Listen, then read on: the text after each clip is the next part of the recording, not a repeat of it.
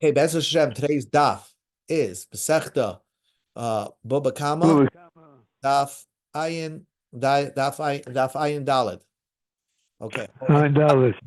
Daf daf Tzadik. Daf Tzadik, okay? It's not clear. Yeah, yeah. Okay, here we go.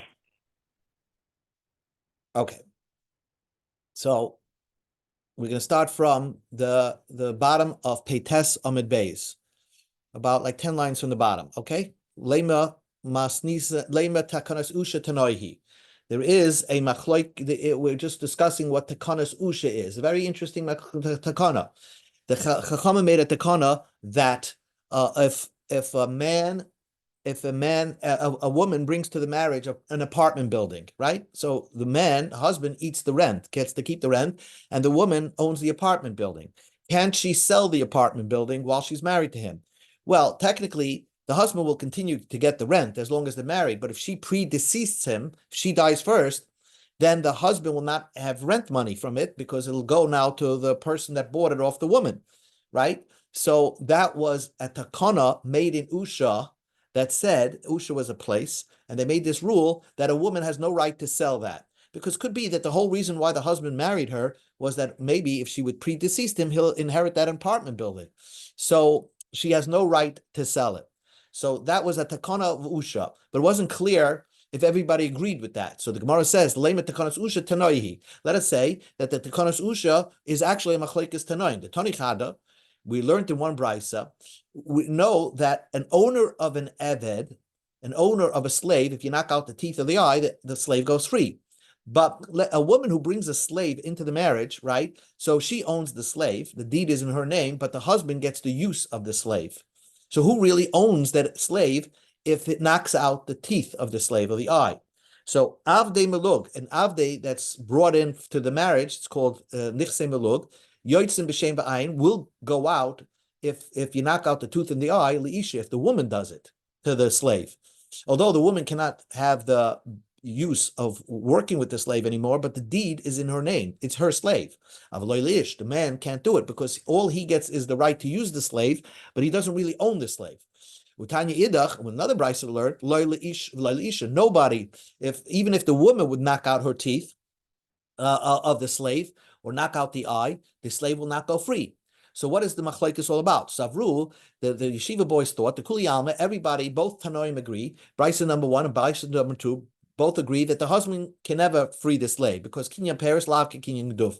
Just because he can benefit from the fruits of the labor of the slave, it doesn't mean he owns the slave. That's for sure. My love, but they're arguing like this. The one that says, the brisa number one that says that the woman really owns the slave, and if she knocks out the teeth of the slave goes free. Doesn't hold of the takanas usha because she owns the slave so much that if she wanted to sell the slave while she's married to her husband, she could do that. That's because we don't hold of the takanas usha. Uman the other opinion, the second brisa number two says that even if the woman knocks out the slave, the tooth of the slave will not go free, because islay the takanas usha. It does agree with the takana of usha, and therefore the woman would never have a right to sell the slave. So she really doesn't own the slave because she's blocked by this takana that says that once you're married, you have we take away your rights to even sell the slave, even though the deed is in your name. So the Gemara just wanted to prove that the idea of takanas usha was actually a machlokes in the two brises. So the Gemara says, "Loy, not so." The kuli alma islay takanas usha. Everybody agrees of takanas usha, but the one that said that the woman could free the slave is Khan, which is Bryson number one, is koidim the takana. Before the takana of Usha took effect, yes, the woman owned the slave and she could free the slave by knocking out his tooth or eye. Khan lacha takana. But once they were, the second Bryce is talking about after they were masakin takanas Usha, where the woman now is prevented from selling the slave, so therefore she doesn't really own the slave well. So therefore, her knocking out the teeth and the eye of the slave will not render the slave to go free. So everybody agrees to the idea of takanas usha. But the ibayisem, if you want, I can say idivilachat takana, the islay takanas usha. I could say that both the Bryson number one and Bryson number two both are holding that there was a takanas usha, and both prices are talking after they established Takanas Usha. So then why why is it if it's after Takanas Usha, then how is it that the woman, according to that opinion, if the woman knocks out the teeth or the eye of the slave, it will go free? How does she own the slave if she can't even sell the slave? So the Gemara says, because you want to know the reason? It's Kidder Rava. What Rava said. Because Rava said like this, you're going to learn that despite that you don't own despite that somebody has a lien on something, you can make the lien go away. The Amar Rava said, we go to top of Tzadik Amar Al. Hegdish chametz v'shichra. Let's just do this case. A man owed money to somebody. Let's say somebody borrowed money. And he said, listen, if I don't pay you, you have a lien on my slave. And then, so technically the slave is walking around as lien property to a loan. If the guy frees the slave, it automatically makes the lien go away. The lien like disappears. So that is mafkian midei shiba, can undo a lien.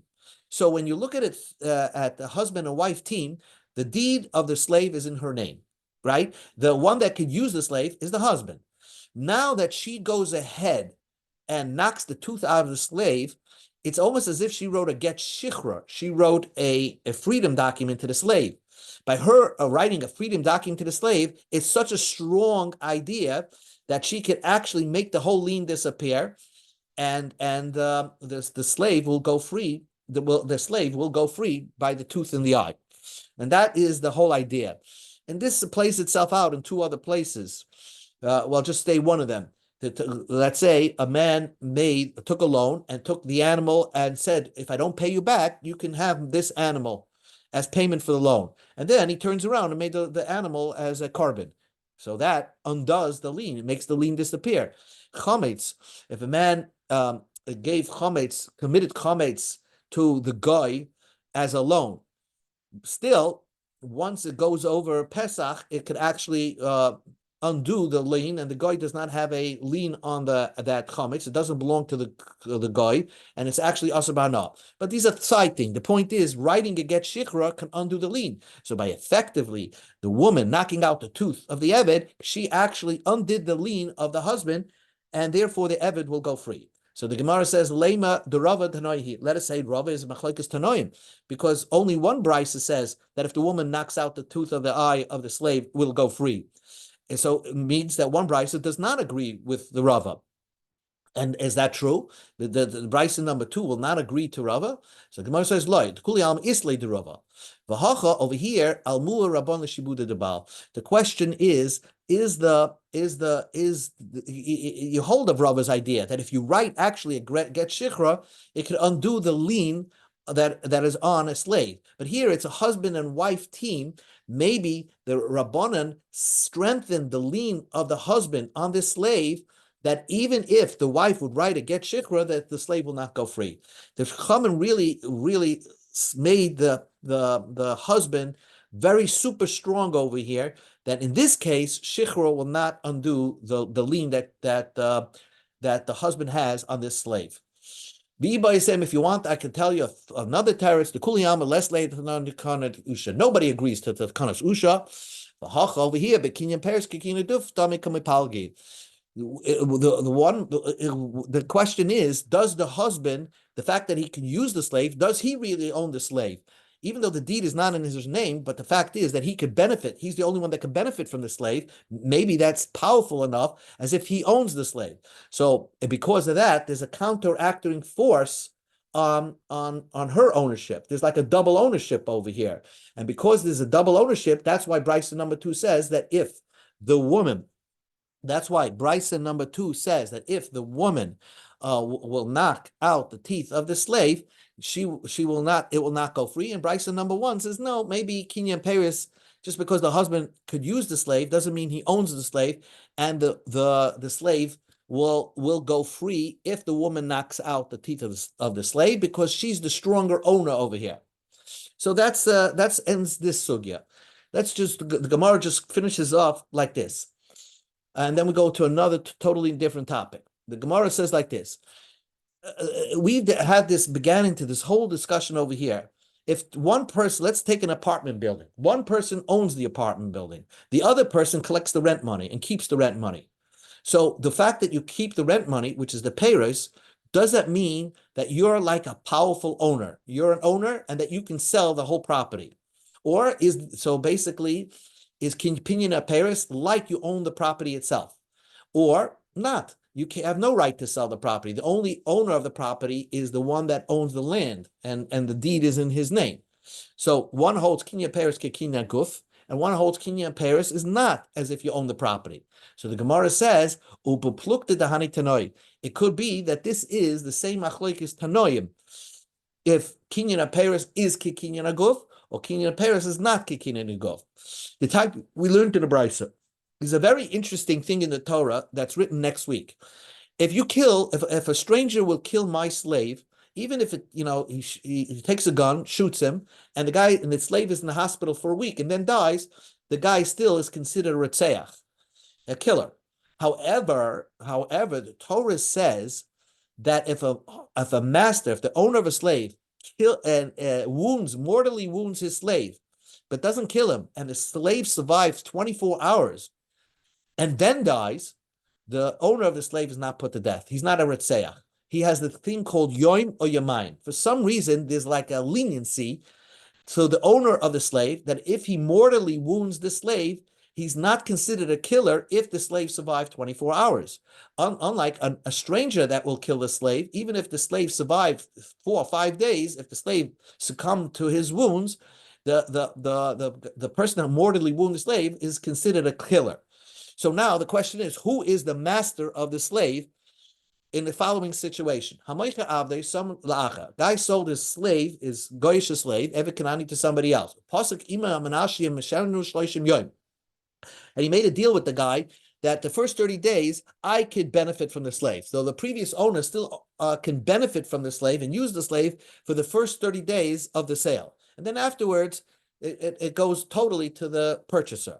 Rameir says, Rishon, the first owner, the one that made the sale, he's considered to be the owner of the slave, and he has the 24-hour leniency, because he's the one that's using the slave.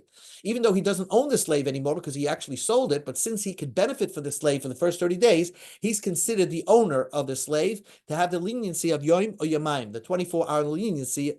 So Kusava, because Rameir holds Kinyan Paris, Kinyan Gufdami. The fact that you can benefit is as if you own the slave. So that's the opinion of Rameir. Rabbi Yehuda says only the purchaser is the real owner of the slave. Because that's he's the deed is in his name.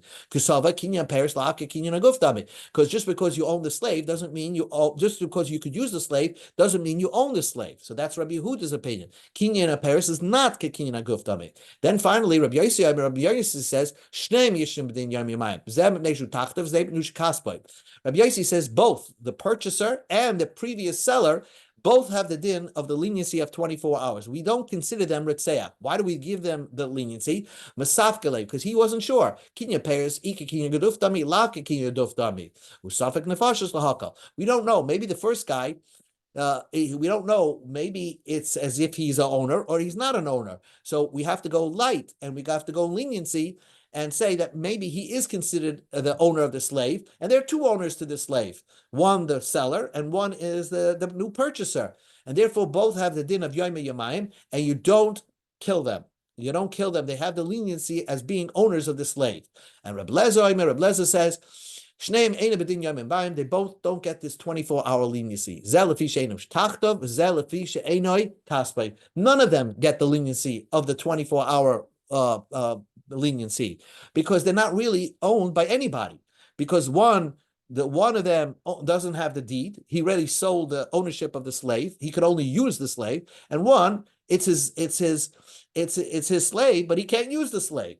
So that's the reason why. That's the reason why Reb Lezer. Amar Rabba, my Talmud Reb Lezer. Why did Reb Lezer say that the leniency doesn't apply?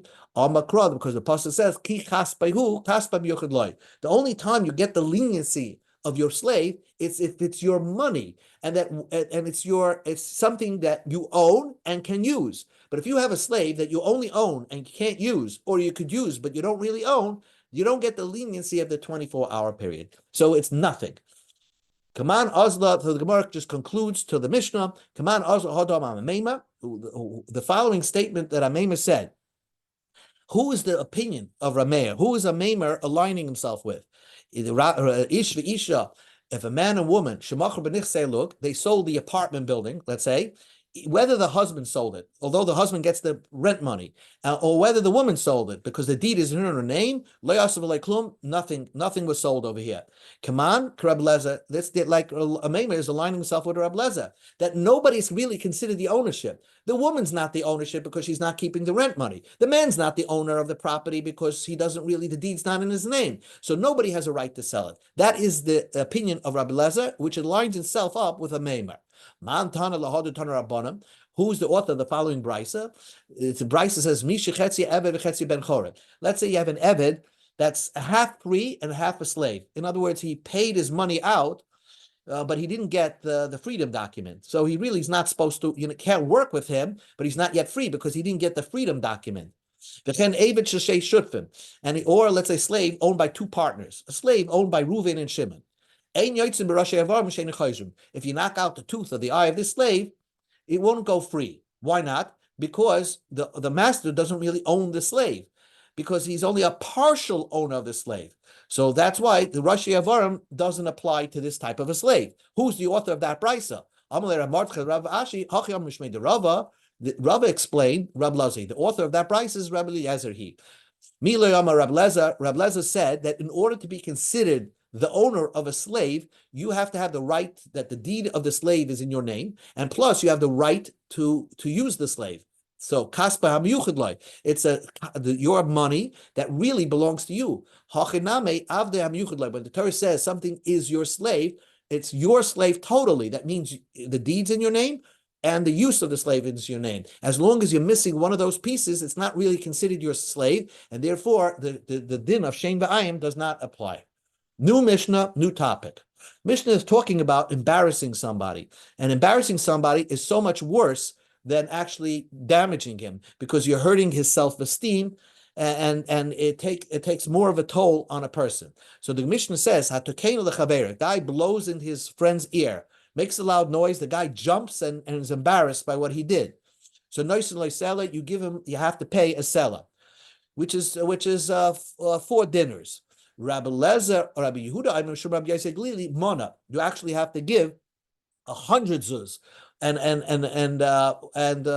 that's a lot more. That's like 25 times more, much more, according to Rabbi Yosef Glili. Because when you embarrass somebody, you have to give much more money.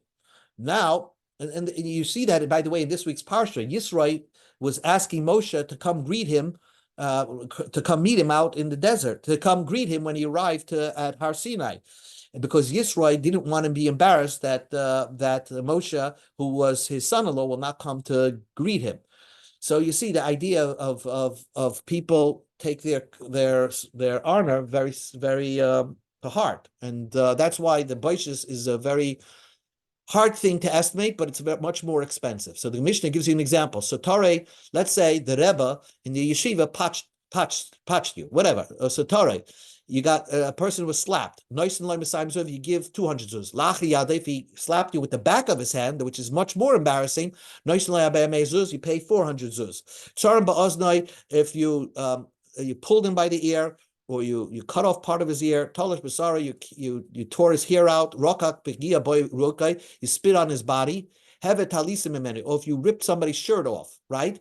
Or para roisha isha, if you took a woman bashuk, if you ripped off a woman's, let's say, sheitel, or covering, head covering in the street. So you embarrassed the woman. So all these cases, you embarrass the man, you have to give 400 zuz. That's the minimum. But the Mishnah, we go to Amud Beis, Tzadik Amud Beis, Zahakol Lefi Kavayde. Depends on the person that you embarrass. If it's a chashuva person that you embarrass, you might have to pay more. If it's a rich person you embarrass, you might have to pay more. Rabbi Kiva said, it seems from the Tanakama that if it's a poor person, you might have to pay less. These are the amounts listed in the Mishnah for the average person. Rabbi Kiva says a beautiful thing. I feel anim should be Israel, even the lowest class Jew, the poorest Jew, you have to pay the higher amount of baishas. Why?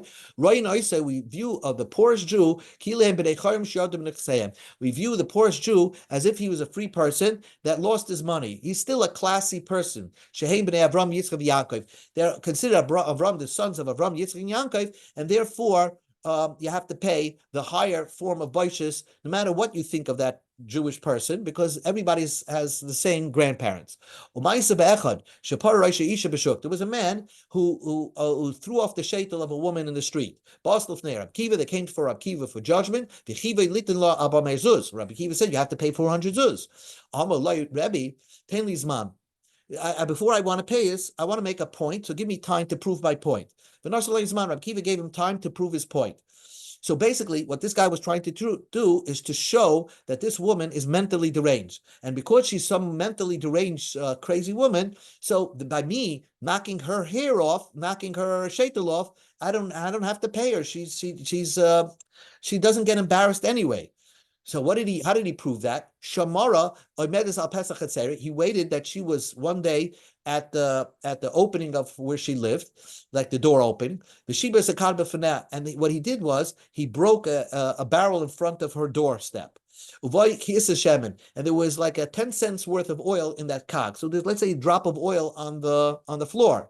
So she was such a cheap woman. She sees a free oil on the floor. Gilsa Suraisha. She undid her hair. She was tapping the oil on the ground to smear it onto her hair, onto her head. So Hamidlah Adam, this guy had Adam see this whole event, and he came back to Rabbi Kiva. See, she's such a sick woman, a mentally sick woman, that she's already licking tiny drops of oil off the ground. So by me embarrassing her, ripping her shaitel off, I shouldn't have to pay 400 zuz for such a woman.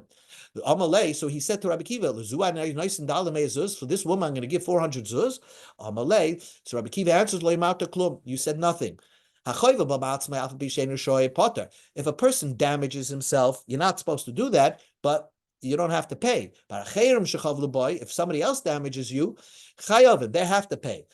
So basically, he was saying is that if somebody is a shaita, they can embarrass themselves, but you still have no right to embarrass them. And if you embarrass them, you have to pay the high price. If you cut somebody's saplings, tree saplings, you're not, if a person does it himself, you're not supposed to do that. You're not supposed to cut a tree down, but you're potter. You don't have to pay. But if other people did it, chayavim, they obviously have to pay. So therefore, Rabbi Kiva stuck with his guns and made this guy pay the 400 zuz for embarrassing the woman, this mentally deranged woman, by throwing her shaitel off. The Gemara asked the question, you tell me, the Mishnah, have to pay a mana, right? A seller. So what kind of mana, or Rabbi Yossi Aglili said, you pay 100 mana. Did he mean the higher mana? The higher mana tsuri is was in the time of the Beis Hamikdash, they had a value system that was 8 times higher than the time of the Mishnah. So do you pay the higher currency or the lower currency, which is Medina, the lower one? Tashma, come in here. There was this man that blew into his friend's ear. Also, the comment of Rabbi Yehuda that came in front of Rabbi Yehuda Hanasi.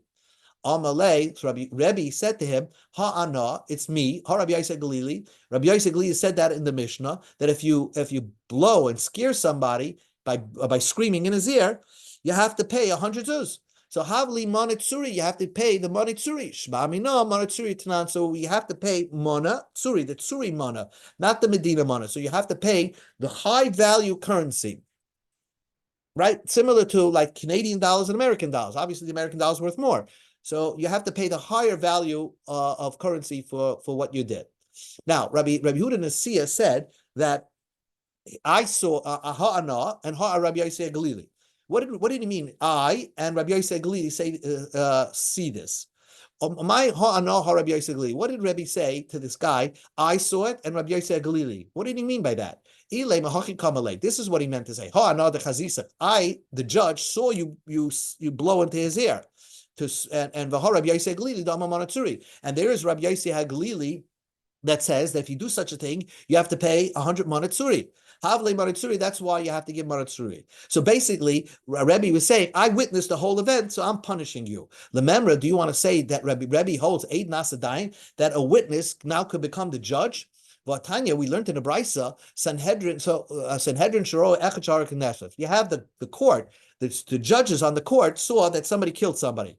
So Miktsas Nasan Eidim, Miktsas Nasan Diyonim. So the judge could actually now, even though he's a witness, could be a judge, but he can't be the witness and the judge at the same time. So he can still be a judge, and some of them will remain Eidim, testifying before the rest that somebody killed somebody. Divrei Rabbi Tarfon. Rabbi Kiva says, once a judge sees something, he cannot be a judge anymore. Kulam Eidim Ein. They ain't Eid Nasadain. Once you witness something, you cannot be a judge. So Rabbi Kiva, for sure, if you witness something, so Rebbe could not have been the judge in this case because he witnessed the whole thing. So Ad can like Kamma Rab Tarfon, but even if you want to say that Rebbe holds like Rab Tarfon, that if you're a witness, you could actually become the judge, Rab Tarfon didn't say Elam Edim Dayonim. Only if part could become Edim and part of them could become Dayanim. Aval Eid Nasadayan loy Kamma. But he didn't say that the Eid and the Dayan could be both one at the same time. He only said that the judge remains a judge and somebody else becomes the Eid. But here, Rebbe says, I witnessed the whole event and therefore I'm the judge and I'm going to punish you. How could that be? Answers the Gemara, yes. That means that really Rab Tarfon holds that if a judge sees something, he can say, I'm the witness and I'm punishing you. But the reason why in the case over there, the aid could not be a dayan by Rabbi Tarfon's case is because they all witnessed the killing at night. So therefore, they have to, once they have to start the court case during the day, so then you need to have witnesses say, you have to have regular witness say what happened and then have somebody else be the judge. But if they all witness the killing during the day, Rabbi Tarfon would agree that these people don't need Eidim. They can say, we saw you kill somebody and now we're the judge punishing you. Now the Gemara says, if you want, I can say, this is what he meant to say. The Amma Monatsuri, that means I hold like it doesn't mean that Rebbe in the case. This is where we'll end. But basically, what Rebbe said, I saw it. It doesn't mean he saw it. What he meant to say is there was somebody else who said testimony to Rebbe that this guy blew in his ear. But what Rebbe meant was, I agree with Rabbi Yossi Aglili. The severe like Rabbi Yossi Aglili. Both me and Rabbi Yossi Aglili say the same thing. The Amma Monatsuri, that you have to pay Monatsuri. And there are witnesses that said that other witnesses that said you blew in this guy's ear and scared him and embarrassed him. Silhavle Monatsuri, go give him Monatsuri. So that's we'll finish up the closing tomorrow regarding this story with Rebbe and Rebbe Kiva. Thank you. Hey, sei gesund, everybody. Have a good evening. Thank you so much. Have a good night. Thank you. Good night.